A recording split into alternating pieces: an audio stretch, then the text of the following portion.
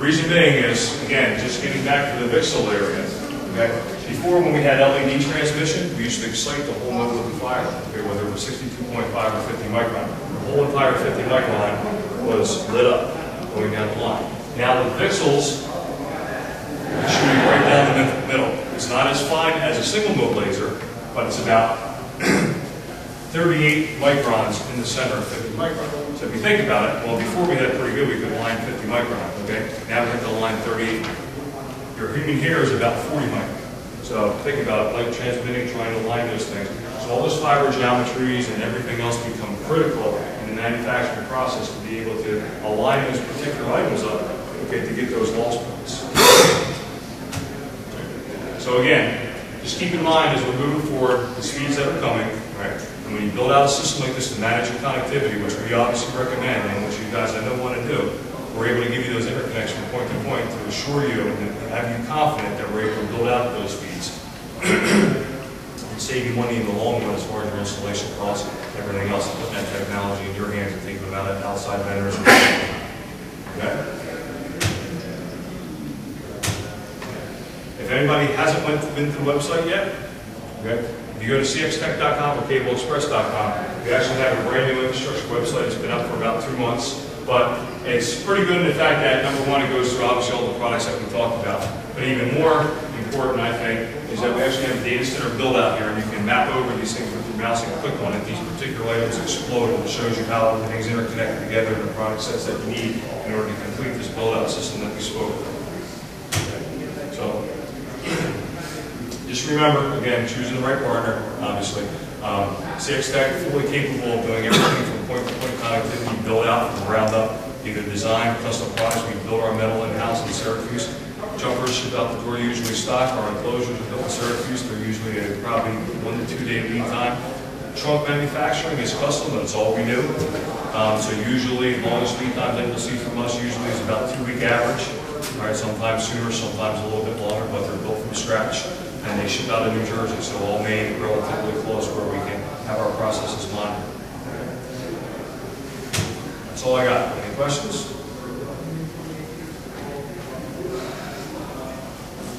Yes, sir. Any copper expertise in the house today that we could chat with? Absolutely, yes. All copper shop. Donna will put you in touch with our copper guys. Sorry about that. Sir. Just back to my whole main thing about the loss of so your numbers look good. So CXtec pretty much guarantees. I'm interested in putting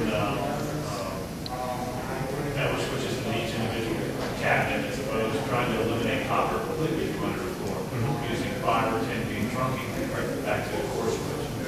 So with a system like this, which would make it real nice and neat, you would have 6 connection points with 10 gig. As far as your numbers, it would work. Right. I guarantee if you guys have won that, have you run into any problem with connection points? I mean, I hate to throw all some places and find out that we got too much connection, we got lost.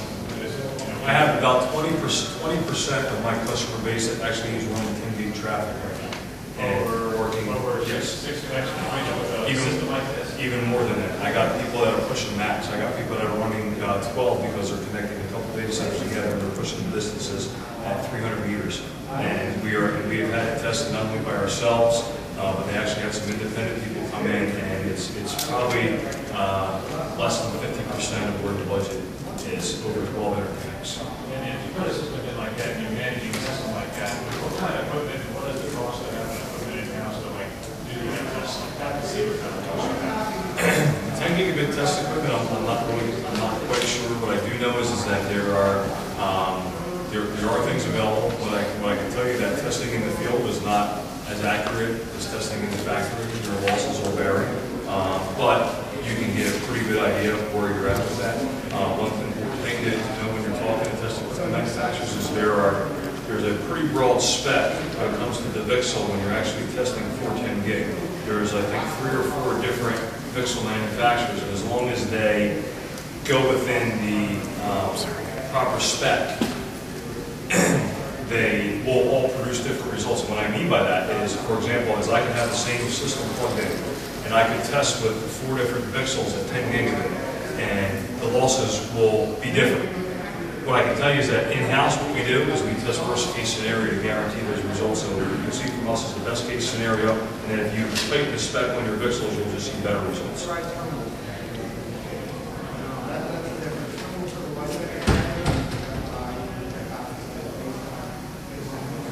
Sir? I have a question more from the fiber manufacturing side in regard to the core sizes. You know, for the longest time, 62.5 micron was the default core size. Once 50 micron was introduced, is the industry phasing out all of the 62.5, or is it manufactured anymore? No, it's manufactured. It's basically now a legacy product. Before VCSELs came about, if you remember the old scenario, don't mix and match your fiber sizes. The reason being is because when you used to light up the whole mode of fiber, okay, when in the transmit direction, if you went from 50 to 62.5, you wouldn't see too much loss. You could just see regular. When you went the other direction, you were missing 12.5 microns. Yeah. So you create loss. Now you can still do it, but it wasn't recommended. But the loss budget's behind it, but you can still do it. Nowadays, the reason why we went to 50 micron because the bandwidth at 850 meters is so much more at 50 micron than it is at 62.5. Okay, that's why they went to 50. Now that they filled up standard 50 micron, they had to increase the bandwidth to go up to that LM3 spec or 10 gigabit rated class. So we still make it. There's still applications for it. You can still run it. There is a specification, like for example, I can show you a chart that'll say you can run 10 gig over 62.5, but your distance will be like 10 feet. Okay.